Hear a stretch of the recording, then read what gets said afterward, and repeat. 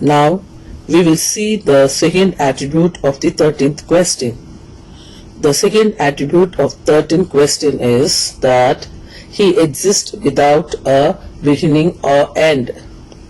And the explanation for this second attribute is, in our country, God is generally understood as someone who helps. As a result, almost every god in India is considered to have a beginning. For example, it is said that the Lord Shankara was created by Adi Shankara, and before Adi Shankara there was another god. But in Christianity, this is not the case. The reason why it's different is that in Christian doctrine, God is not someone who appeared to help humans. John 1:12. He has always existed, and rather than providing earthly help to humanity, he yearns to help humans become his children, longing for humans to desire him. Therefore, this God does not exist to bring peace to the earth. Matthew 10:34. In fact, one could say that he is a reason for the destruction of earthly peace. How? To test the choice of his family members, he created Satan and allowed all kinds of problems to arise in the world.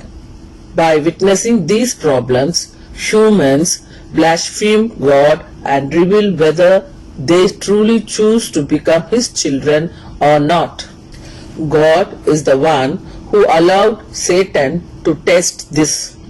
If God had not created Satan, there would be no wars, no instance of someone kidnapping another spouse, or no situations where man would declare himself as God. Wouldn't the world have remained in peaceful harmony? Why then did God allow peace to be disrupted on earth? God says 1 Peter 4:12-14 that it is like refining gold in a furnace. In other words, though there may be suffering for a short time, once it is over, man rejoices greatly. 1 Peter 1:6 and 7. This means that all the sufferings we see in the world is not true suffering. It is like the suffering seen in a play. When we watch a movie, we cry, and at that moment we feel genuine sorrow. However, once the movie is over and we leave the theatre, we forget that sorrow and return to the joy of real life, continuing our real lives with great happiness, rather than living in the fictional world of the movie.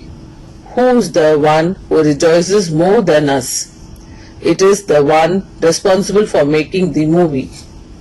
When they realize that their story and production moved people to tears, they rejoice with great happiness. For them, it marks a great success in real life.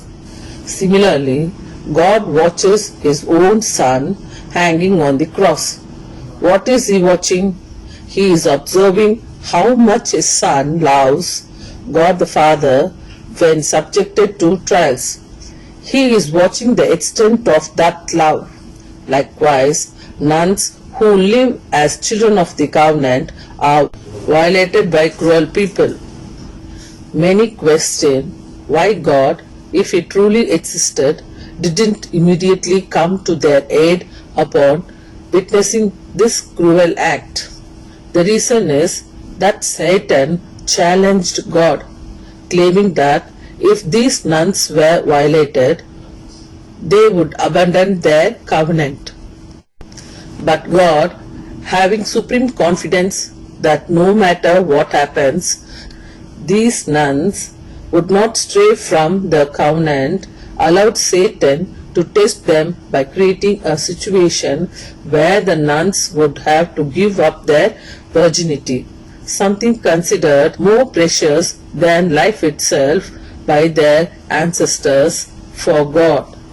Would God then rejoice over the fact that these nuns triumphed over the test, or would he use his power to burn to ashes the religious extremists who helped reveal the boundless love the nuns had for him? Is God someone who preserves ancestral traditions, Mark 7:7, or is he someone who gathers and unites his family members, CCC 1? In our country's religious beliefs, it is expected that God preserves ancestral traditions. According to these beliefs, no human can become divine as part of God's family, CCC 640. That's why in such beliefs, God comes in person to save people when they are in trouble. He rescues a wife taken captive by another man and fights demons directly. This is because, according to these beliefs, God exists for the sake of humanity. But according to Christian belief, humans were created for God. In Christian belief, the soul of a human has both a beginning and an end. But in the spiritual beliefs of a country's religion, the human soul has neither a beginning nor an end, and therefore there is no creator of the soul. Reflecting deeply on this Hindu belief, one realizes that the soul's existence and the unnecessary sufferings it endures have no higher purpose.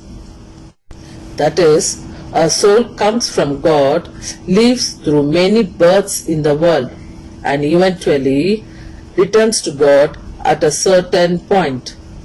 During this intervening period, the sufferings the soul endures have no purpose.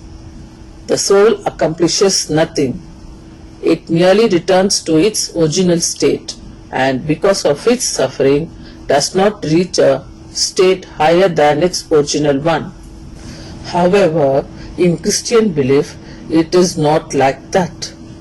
In Christian belief, a soul which was nothing like dust is created by God as a human, experiences human suffering, and as a result reaches a higher state than it had before, becoming a child of God. Therefore, in Christian belief, when suffering is accepted with a willing heart like that of Jesus, the soul reaps a reward great enough to bring immense joy, since there is this higher purpose of becoming a child of God. God cannot personally intervene to help when humans suffer. Therefore, according to this belief, God must be without beginning or end. If there were an end, there would also be an end for the humans who are becoming God's children. If life were to have an end, then suffering without purpose would be unjust. Similarly, if there were a beginning, God would be considered comparable to humans, and Christianity would become a spiritually aimless religion.